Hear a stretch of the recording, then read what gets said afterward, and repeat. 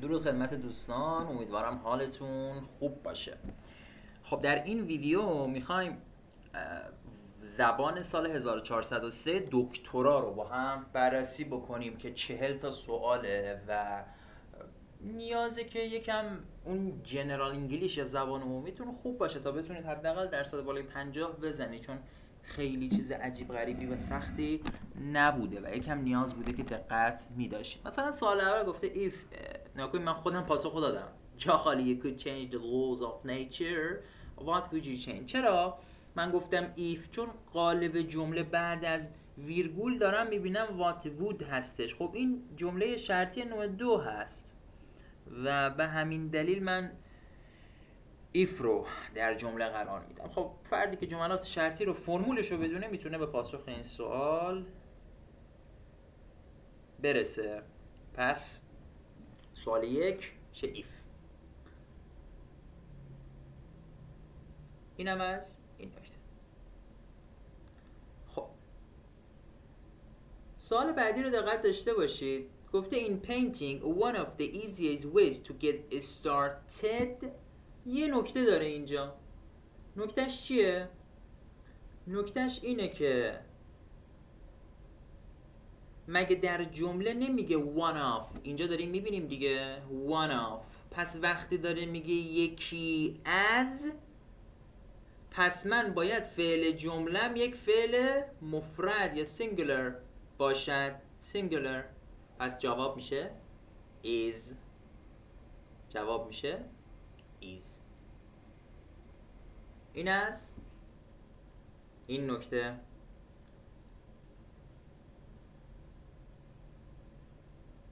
خب پس گرامر هم میشده بزنن. حالا من خیلی نمیخوام رو گرامر فوکوس کنم، میخوام چند تا نکته از واژگان خدمتتون بگم. سوال اول گفته if you want to see the main commercial and business area of Tehran، اگه میتونی ببینی، اگه میخوای که ببینی اون برخی از commercial and business area، اون حالا محیط های بیزنس و تبلیغاتی تهران، you should go to the city. کجا باید بری؟ اصلا دیگه واضحه این سوال واضحه. چرا واضحه؟ الان دلیلشو بهتون میگم. کلمه سنتر، سیتی سنتر، بچه سیتی سنتر به اون مرکز شهر میگن. به اون سیتی سنتر میگن مرکز شهر. اصلا دیگه چی دیگه تو نمیتونی بذاری جز سنتر. بعدی The two leaders agreed to attend a face-to-face meeting in order to چی کار کنن؟ Social and political development. چی کار کنن؟ بحث بکنن. To discuss social and political development. در خصوص مباحث اجتماعی سیاسی بحث بکنن، یا در رابطه با رشد اجتماعی سیاسی بحث بکنن. اصلا هیچ دیگه تو نمیتونید بذارید اینجا. بریم بعدی. گفته during Tuesday's meeting the two politicians signed a new. یک چی امضا کردن؟ یک چی جدید توافق. الان خودش دیگه واضحه ما اینجا دنبال چه پاسخی هستیم. کلمه strategic نگاه کنید، میگه signed a new strategic agreement، یعنی یک موافقت استراتژیک یا راهبردی جدیدی رو امضا کردن. تو میخوای بذاری mental به معنی ذهنی یا crowded به معنی شلوغ، اصلا معنی نمیده دیگه. پس تنها صفتی که اینجا جمله من کامل تکمیل میکنه یک هست. خب 18 after the core چی؟ He is not able to walk and therefore needs a wheelchair to move around. آقا دیگه نمیتونه راه بره، ویلچر نیاز داره. بعد از چه اتفاقی افتاده؟ کار اکسیدنت، تصادف. بعد از یک کار اکسیدنت، تصادف ماشین، طرف نیازمند ویلچر. واقعا ساده است. اینا همه رو ما تو پکیج جامع واژگانش رو تدریس کردیم در بخش واژگان بیس. خب 19 یکم سطحش متوسط بوده، وگرنه اینم سخت نیست. 19 گفته she is جا خالی a knowledgeable reporter who has traveled to several countries. آقا خانوم، کسی که به کشورهای زیادی سفر کرده است چی است؟ یک فرد با تجربه است. knowledgeable داره یک صفت مثبت هم براش استفاده می کند به معنای با دانش، با علم. پس اینجا experience درسته.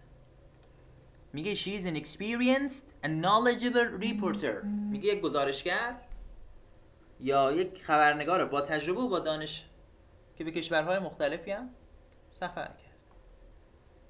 20 این هم سطحش متوسط. دقت کنید گفته we all have a responsibility جا خالی and collectively to be part of this titanic struggle for the renewal and rebirth of our continent. آقا میگه ما اون مسئولیتی رو داریم دیگه. میگه ما همه به صورت چی و جمعی. نگاه کنید اگه شما کلمه collectively رو بدونید به معنای جمعیه، پس من قبل از جمعی نیازمند یک کلمه فردی هستم. ما میگه به صورت فردی و جمعی individually and collectively نیاز داریم که حالا برای شرکت در این حالا مبارزه بسیار مهم برای تجدید و حالا تولد قاره خود تلاش بکنیم و دست و پنجه نرم بکنیم. پس اون collectively یک حالا بافتی بوده که مهم بوده و اون اگه یاد میگرفتید میتونستید به individually برسید. بعدی گفته true جاخالی is the desire to be useful to others with no thought of no reward. گفته چیه درست چیه واقعی؟ خواستن اینه که بدون فکر به هر گونه پاداش نسبت به دیگران مفید باشیم. چیه واقعی؟ بچه شما هیچ دیگه نمیتونید بذارید. دیپارچر که به معنای عزیمت،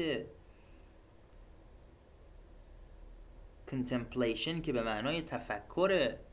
تنها کلمه‌ای که اینجا میاد کلمه charity به معنای خیریه یا صدقه هستش. یک صدقه با یا خیریه واقعی مفید میتونه باشه بدون اینکه بخوایم به هر گونه پاداشی هم فکر بکنیم.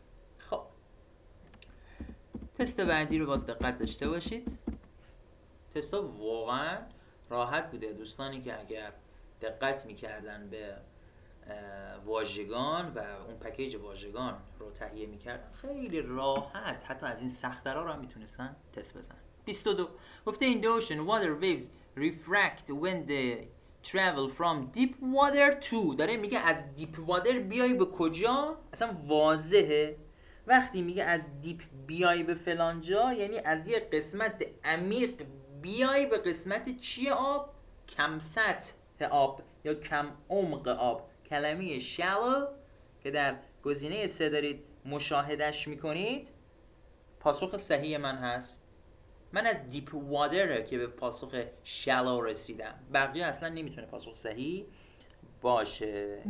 کلمه portable هم که به معنای آشامیدنی هستش. این کلمه portable به معنای آشامیدنی یا قابل نوشیدن. این کلمه رو هم یاد بگیرید. مثلا میگن potable water آب نوشیدنی.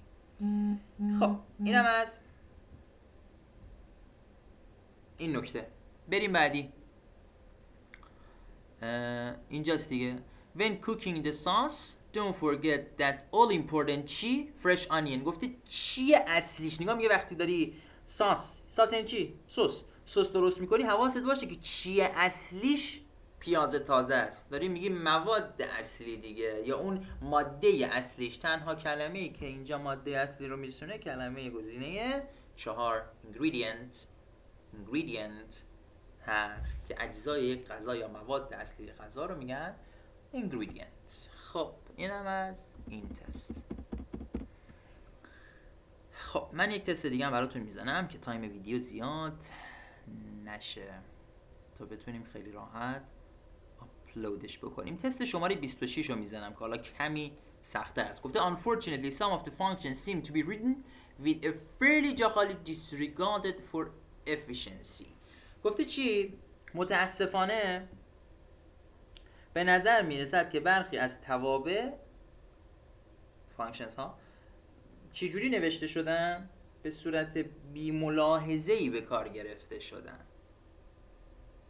خب برای چی؟ برای اون کاراییشون به صورت بی ملاحظه‌ای برای کارایش در نظر گرفته شده. خب کلمه این بی ملاحظه کلمه reckless هست، بقیه نمیتونه پاسخ صحیح من باشه. قبل از اینکه ویدیو رو به پایان برسونم کلمه گزینه دورم دقت داشته باشید. کلمه felicitous که کلمه کتاب جاریه به معنی درخوره.